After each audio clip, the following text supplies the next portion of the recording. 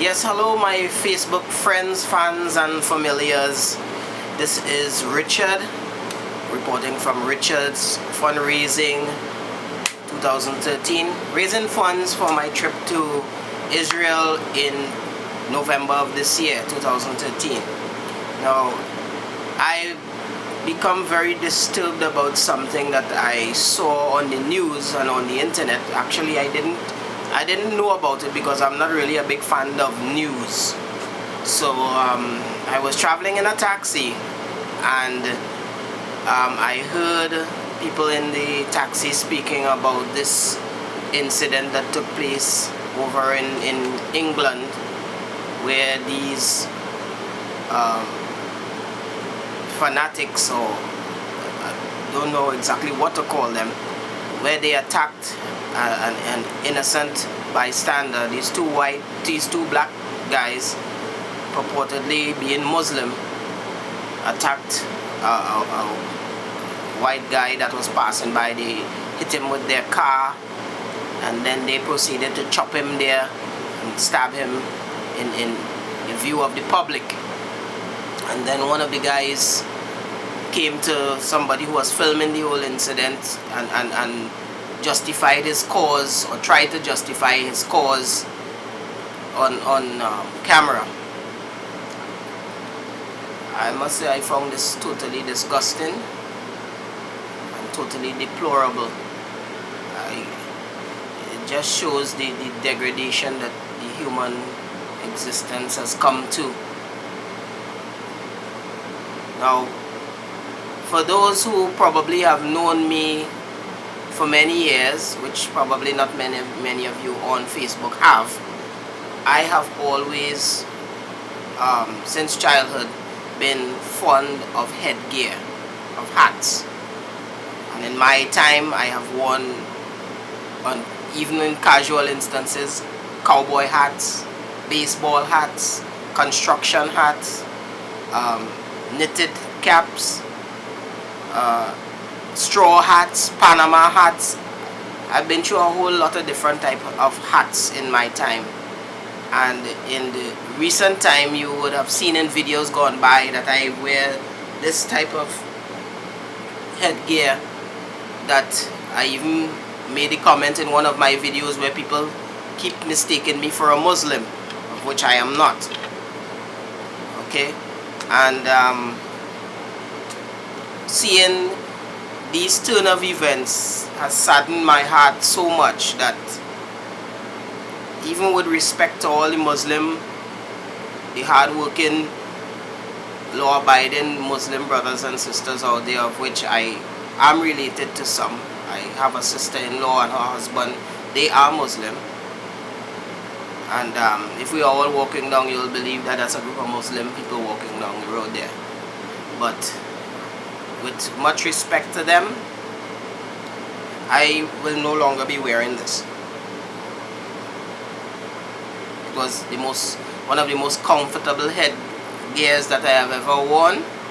And in fact, I didn't wear it to be looked at or affiliated with any Muslim group, but actually in solidarity with some of my Hebrew Israelite brothers over there in Israel, most notably Mr. Ben Ami and his people.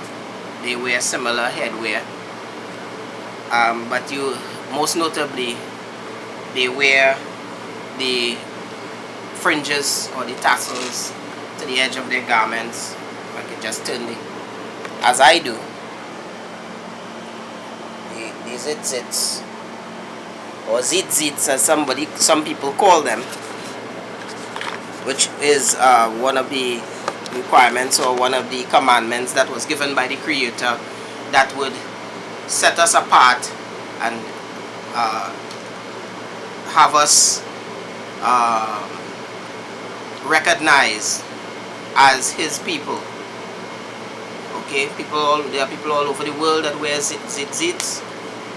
Not that they are trying to be Jewish, but we are trying to follow in the commandments and the laws that the Creator set for us.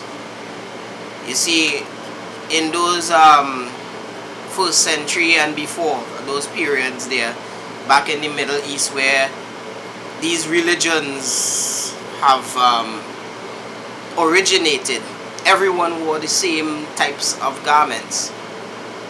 You would have known that someone is from the Middle East because they wore a particular type of garment. You would have known that they would have another section would have been from Greece, or from Greek parentage, because of the type of clothes they wore. And when the children of Israel were called to be set apart, they were told to wear these fringes at the corners of their garments so that they would be recognized as being the set apart people of Jehovah. So even today we have those of us who align ourselves with the Torah and with Jehovah, and outwardly show it by wearing our tzitzit. I will continue to wear my tzitzit, but I'm going to find an alternative head covering for my head, because I work at night a lot of times, and as you can see, don't have much hair on my head anymore. So I'm going to find myself an alternative covering for my head. Okay. On the topic of this attack on the guy in England, it's a trend that I hope isn't going to be continuing, because the whole idea of executing, killing another human being by severing their head, it is meant to send a message.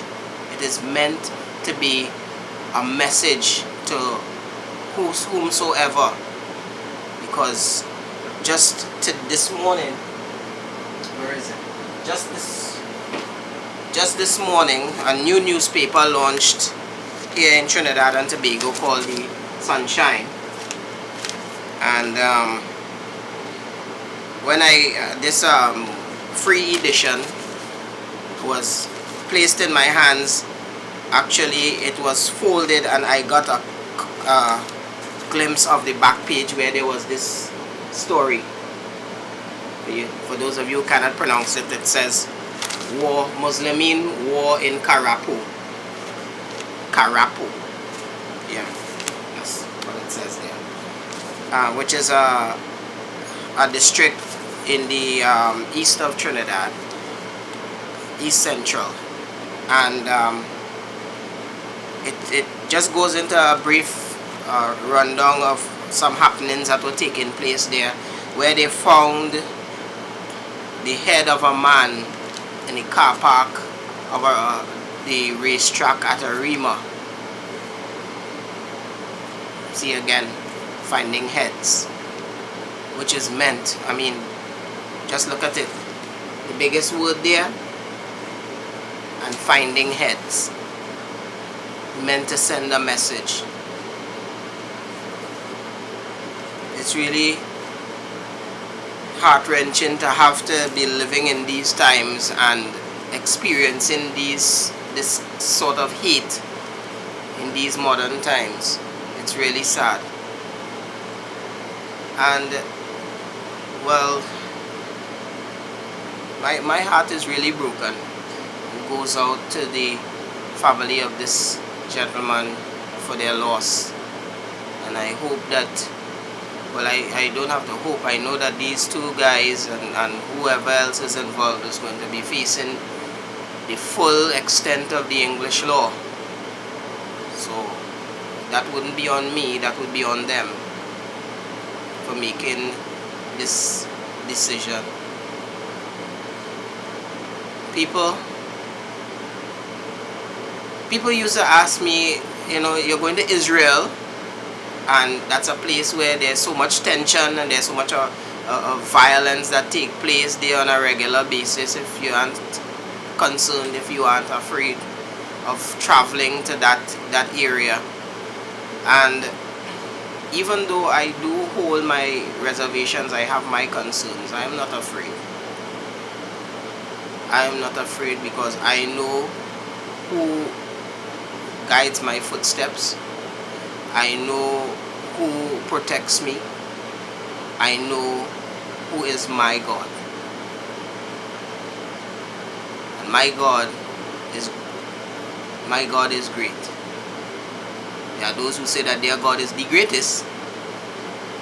I am satisfied that my God is great and my God is able to protect, His wonders to perform, that He can put His angels in charge over me. So I hold no fear in traveling into this area. Alright. Just a quick update. The fundraising, it continues. Everything looks good so far. Products and services have been going out, so money started to build back up again and streaming in, and everything looks well, everything on the go. As I said, my mom will be traveling with me this trip. There was one other thing and it seemed to have escaped me. Oh yes, this weekend, this Saturday coming, we will be embarking on what in Trinidad the public services bus company. They usually have what are called the Know Your Country tours, and our family will be taking one of these tours come this weekend. I was invited by one of my Facebook friends, Mr. Reyes, and although it is the Sabbath, we wouldn't actually be doing any work, right? So, and we would have the opportunity to see parts of our country that we probably never saw before, and we would also have that opportunity to have some family time and family gathering in a more relaxed atmosphere, because we are going to ultimately arrive at a beach called Los Iro, or Los Iros, as some people pronounce it, and we will have a nice little time there on the Sabbath this week. Okay, I'm sorry I didn't put out an notice earlier on that I could invite some of more of my Facebook friends here in Trinidad to make that trip with us, but I'll be sure not to be so stingy and selfish next time around. Okay, so the next Know Your Country tour that we get wind of, I will make sure and post it here on the fundraising page and let you know. So if you care to join us, you can come along. I'll give you information on tickets, etc. I'm just taking this one so I can get a feel for what takes place. Now, this Know Your Country tour is not part of my fundraising, so I'm not making any money whatsoever off of this. This is just purely for the enjoyment of myself and my family, and we're not making any money. Neither, I believe, when we do it next time and we invite you guys here in Trinidad and Tobago to make that trip with us, will it be for any personal gain on my part. It would just be for purely our relaxation and knowledge in traveling around the country. Okay, so I think I could wrap it up here. This is basically what's been happening with me so far. As I said, fundraising continues.